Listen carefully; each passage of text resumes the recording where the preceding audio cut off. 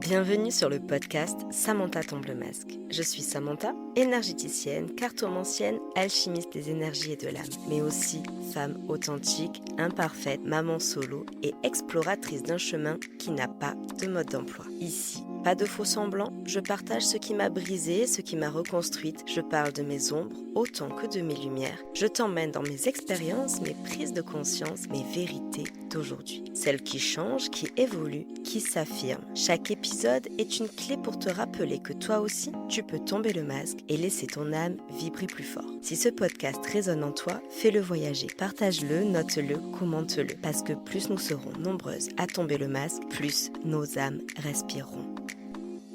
Aujourd'hui, on est le 2 janvier. Cet épisode, il va sortir tard, toujours le vendredi. Et cet épisode, il n'était pas préparé.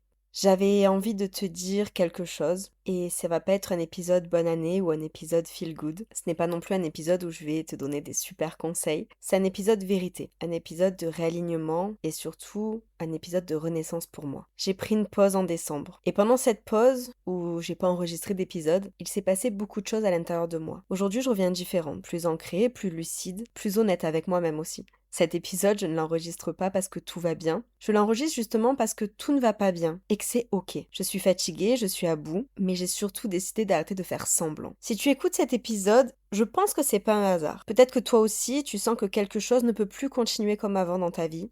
Peut-être que toi aussi tu tiens encore, mais à bout de bras. Ici, je vais pas chercher à te convaincre, je vais pas non plus chercher à te rassurer, et je vais pas chercher à être lisse. Je vais juste venir poser les choses telles qu'elles sont pour moi, là où j'en suis, par rapport à ce que j'ai traversé, et aussi par rapport à ce que je ne veux plus. Ce que je choisis consciemment pour cette nouvelle année, je vais aussi te le déposer là. Cet épisode, c'est une invitation, pas à faire plus, pas à être meilleur, mais à regarder avec honnêteté ce qui aujourd'hui dans ta vie ne te convient plus. Et surtout, à oser y mettre fin. Alors si tu es prête à entendre une parole vraie, sans masque, sans injonction, je t'invite à rester. Aujourd'hui, si je suis honnête, comme je te l'ai dit, je suis fatiguée. Mais tu vois, je suis pas fatiguée un peu. C'est pas une fatigue en mode ça va passer. Ça s'entend sûrement dans ma voix parce que j'ai les larmes aux yeux. Parce que là ici, je suis fatiguée mentalement, profondément. C'est une fatigue qui se voit pas forcément parce que c'est une fatigue qui vient du plus profond de moi. Elle vient parce que j'ai l'impression que tout repose sur moi, que je dois penser à tout, anticiper, porter. Je suis une maman solo. Certes, c'est un choix, mais c'est aussi une charge immense. Je suis aussi chef d'entreprise. Là encore une fois, c'est un choix. Et surtout, quand les deux se mélangent, j'ai aucun bouton pause. J'ai pas de moment où quelqu'un prend le relais. J'ai des responsabilités, des décisions à prendre, des imprévus qui me tombent dessus, des nuits courtes, des journées pleines. Il y a ma fille, mon travail, l'argent à faire rentrer, le nerf de la guerre et l'avenir à sécuriser. Et au milieu de tout ça, j'ai très peu d'espace pour juste être. Et aujourd'hui, je suis à bout. C'est pas facile à dire parce que dire qu'on est à bout, pour certains, ça peut être un signe de faiblesse. Mais pour moi, c'est surtout dire que j'ai tenu longtemps, peut-être même trop longtemps. Il y a des moments où je me sens seule, il y a des moments où je me sens incomprise. Et à l'extérieur, on peut me dire, mais ça va, tu gères, t'es forte. Alors qu'à l'intérieur, il y a juste une lassitude, un trop-plein, une perte folle de patience. Et puis au milieu de tout ça, je suis en colère. Je suis pas en colère contre les autres. Je suis en colère contre moi, pour ne pas m'être remise au centre de ma vie plus tôt, pour avoir accepté de continuer alors que mon corps me disait stop, pour avoir cru que tenir encore un peu, c'était une preuve de courage, alors qu'avec le recul, je vois que j'ai confondu responsabilité et sacrifice. J'ai confondu le fait qu'il fallait que j'assume parce que j'avais choisi cette vie et le fait que au milieu de tout ça, je m'oubliais. Personne m'a forcé, c'est sûr. Je me suis laissée aller, pas par manque de conscience, mais vraiment par fatigue. Parce qu'à force de donner, à force de tenir, à force de faire passer tout le reste avant, on finit par se mettre tout en bas de la liste. Et aujourd'hui, je me juge pas, mais j'ai décidé de ne pas me mentir non plus et de reconnaître que là, je suis épuisée. Je reconnais surtout que ça va pas être une fatalité dans ma vie, mais là, je vais le prendre comme un signal qui va m'obliger à me poser une vraie question. À quel moment tenir devient de l'auto-abandon parce que je réalise que là, je me suis abandonnée. Il y a quelque chose que je vais voir vraiment très clairement aujourd'hui, c'est qu'avant ma grossesse, j'avais une hygiène de vie solide. Je faisais du sport, je mangeais équilibré, je prenais soin de mon corps, je prenais soin de mon mental. Pas par obsession ou pour contrôler les choses, pas du tout, mais parce que pour moi c'était naturel, je l'avais intégré à ma vie, j'avais été accompagnée pour ça, et en fait la maternité elle est arrivée, et avec elle tout s'est déréglé. Mon rythme, mon sommeil, mon énergie, mes priorités elles ont changé, et en fait vraiment petit à petit sans m'en rendre compte, je me suis fait passer après. J'ai essayé de reprendre cette vie-là plusieurs fois. Reprendre le sport, reprendre une alimentation équilibrée, faire attention, reprendre toutes ces bonnes habitudes. Et à chaque fois, j'ai rechuté. Mais j'ai rechuté en pire parce qu'au milieu de ça, je me jugeais. Et au final, je réalise que la fatigue étant là, le mental n'étant pas là, je pouvais pas réussir. Et au milieu de tout ça, il y a le fait d'être maman solo. C'est pas juste élever un enfant, c'est tout porter seul. Les nuits, les maladies, les émotions. Mais en même temps, je peux pas le nier, c'est dur. J'ai voulu en parallèle relancer une nouvelle activité qui m'a demandé beaucoup d'énergie, beaucoup d'investissement et aussi beaucoup de responsabilités. Là encore une fois, j'ai donné. Et puis mon corps petit à petit a commencé à parler de plus en plus fort. Et aujourd'hui, je vois très bien tous les liens qui se font. La fatigue chronique, le corps qui lâche, le mental qui sature, la dépression qui fait son apparition. Et je ne me juge pas, parce que je sais que j'ai fait comme j'ai pu, avec les ressources que j'avais à ce moment-là. Mais je ne me mens plus non plus. Je sais que si j'en suis là aujourd'hui, c'est pas arrivé par hasard, ce sont des choix, des non-choix aussi, des renoncements successifs à moi-même, pas par manque de conscience, mais parce que j'étais en mode survie. Et aujourd'hui, mon corps, il me demande quelque chose de très clair. Il me demande d'enfin reprendre ma place. Pas demain, pas quand ce sera plus calme, pas quand tout ira mieux, parce qu'au final, quand est-ce que tout ira mieux? Mais maintenant, pourquoi est-ce que j'ai dû attendre d'aller mal pour pouvoir aller mieux? En fin d'année, j'ai eu un accident, rien de grave physiquement, mais vraiment, ça m'a fait prendre conscience de quelque chose. Encore une fois, j'ai pas eu de blessure, pas de conséquences visibles. Mais au fond de moi, ça a été un électrochoc parce que cet accident, il est arrivé au moment où je voulais être partout. Je voulais continuer à travailler alors que c'était les vacances, que je devais m'occuper de ma fille,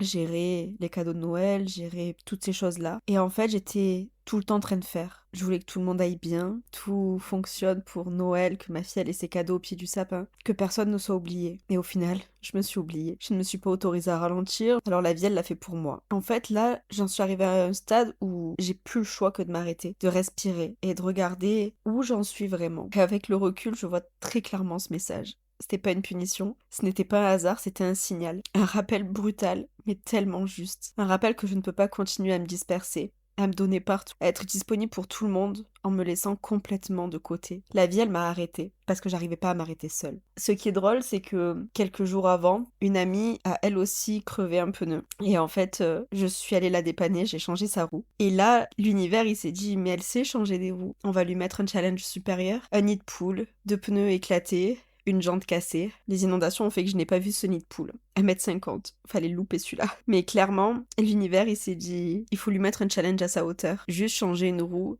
ça la ralentira, mais ça ne la stoppera pas. Alors que là, avoir deux pneus, une jante et une facture qui grossit, des papiers à faire pour se retourner contre la mairie. Tout ça, ça va la ralentir, ça va la freiner, ça va la stopper.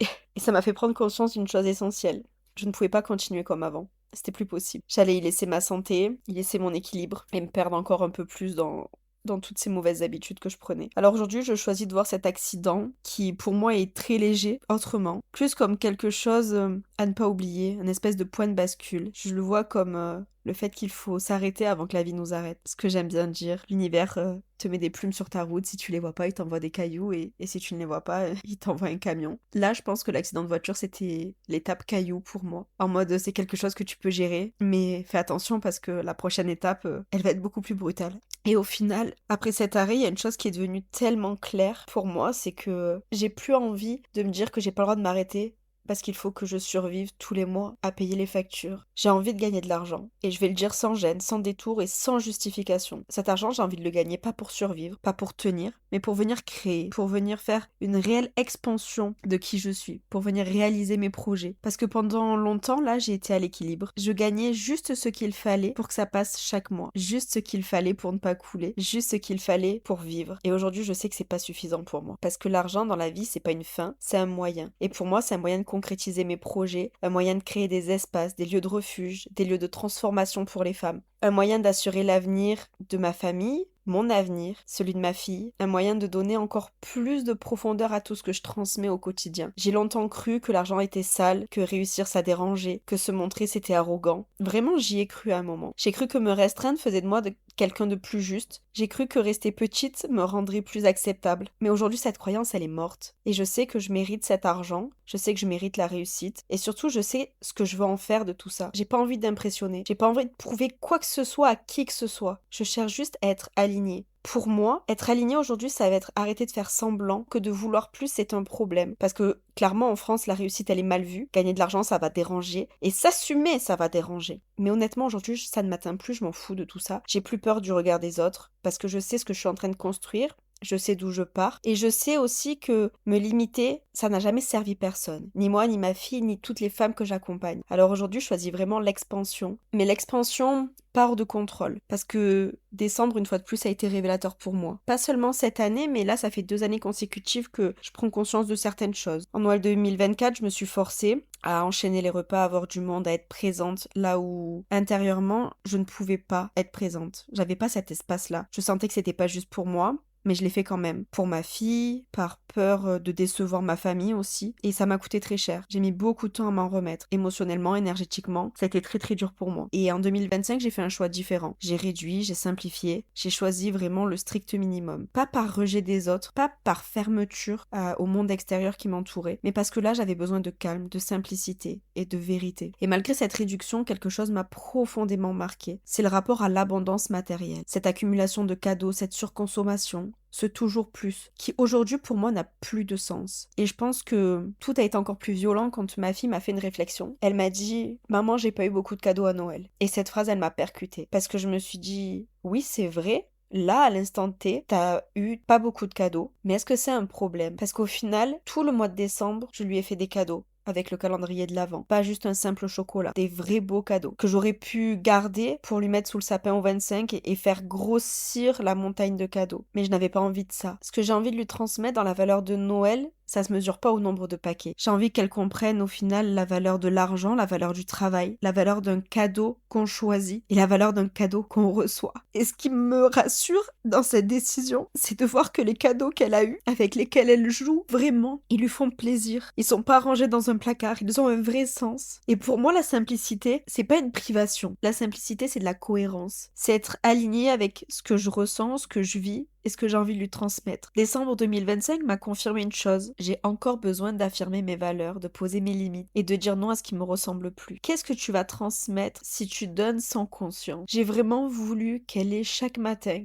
un petit cadeau en pleine conscience, voir ses yeux s'illuminer, la voir à Noël ouvrir un cadeau plus conséquent, mais pas plein de petits cadeaux. Et j'ai vraiment pris le temps de lui expliquer la valeur de tout ça. 2026, ça va pas être une année comme les autres pour moi, parce que j'ai décidé de pas prendre de résolution, j'ai décidé de pas me faire de promesses, pas prendre de décision. Aujourd'hui, je sais une chose, c'est qu'il y a plein de choses que je ne tolérerai plus. Je ne vais plus tolérer de me forcer, de dire oui alors que j'ai envie de dire non, de rester dans des situations où je dois me tordre pour rentrer dans un cadre qui au final n'est pas le mien. Je ne tolérerai plus de jouer un rôle, et ça déjà depuis longtemps, mais je l'affirme encore plus cette année. De faire semblant d'aller bien, de lisser qui je suis pour que ce soit confortable pour les autres. Et je ne tolérerai surtout pas de me manquer de respect, de passer après tout le monde, de repousser ce qui est essentiel pour moi sous prétexte que ce n'est pas le bon moment. 2026, ça va être l'année où je pose une ligne claire. Et je sais que ça peut avoir un coût, mais je suis prête à perdre des relations parce que certaines relations ne tiennent pas quand on pense en faire à soi. Je suis prête à perdre des habitudes, même celles qui sont rassurantes. Je suis prête à perdre la validation extérieure, les fameux tu devrais, ce serait mieux si, toutes ces attentes projetées sur moi. Ce que je choisis,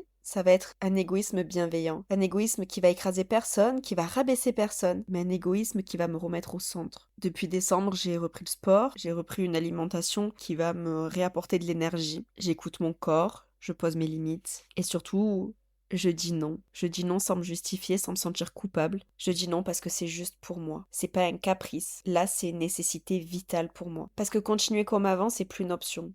Ni pour moi, ni pour ma santé, ni pour tout ce que j'ai envie de construire. Aujourd'hui, j'ai envie de prendre soin de moi, de me respecter, de m'écouter. Et ce que je t'invite à faire, c'est exactement ça. Écoute-toi. Pas quand tu auras plus de temps, pas quand ce sera plus simple, pas quand tout sera calme. Fais-le maintenant. Il n'y a pas de solution miracle, il n'y a pas de méthode parfaite ou de raccourci. Ça va être juste des choix. Les choix que tu vas faire, même les plus petits, même ceux qui sont inconfortables, ils vont t'aider à avancer. Et ce que je sais aujourd'hui, c'est que continuer à se trahir, ça coûte toujours plus cher que de décevoir les autres. Se respecter, c'est pas devenir dur, c'est pas être égoïste au sens négatif, ça va être arrêter de se renier en fait. Et cet épisode, il est pas là pour te dire quoi faire. Il est là pour te proposer un miroir, un espace pour te poser les vraies questions qui sont peut-être aujourd'hui inconfortables pour toi, mais qui sont nécessaires. Pour ma part, une chose est claire, c'est que 2026, c'est l'année où j'arrête de me trahir. Et si ça fait le tri, alors c'est juste. Et toi, qu'est-ce que tu continues à tolérer alors que tu sais que ça te détruit? Prends le temps d'y répondre, vraiment. Et je te retrouve la semaine prochaine. J'espère que cet épisode t'a plu. Une fois de plus, j'ai tombé le masque et c'est avec toi que j'aime le faire. Si tu veux continuer cet échange, tu peux venir en discuter avec moi sur Instagram, @samantha.ruiz.soulhealing. Je serai ravie de connaître ton ressenti. Et si tu veux m'aider à faire grandir ce podcast, pense à le noter, le commenter. Et surtout, si tu as envie de semer cette énergie autour de toi, n'hésite pas à le partager. Je te dis à très vite dans tes oreilles.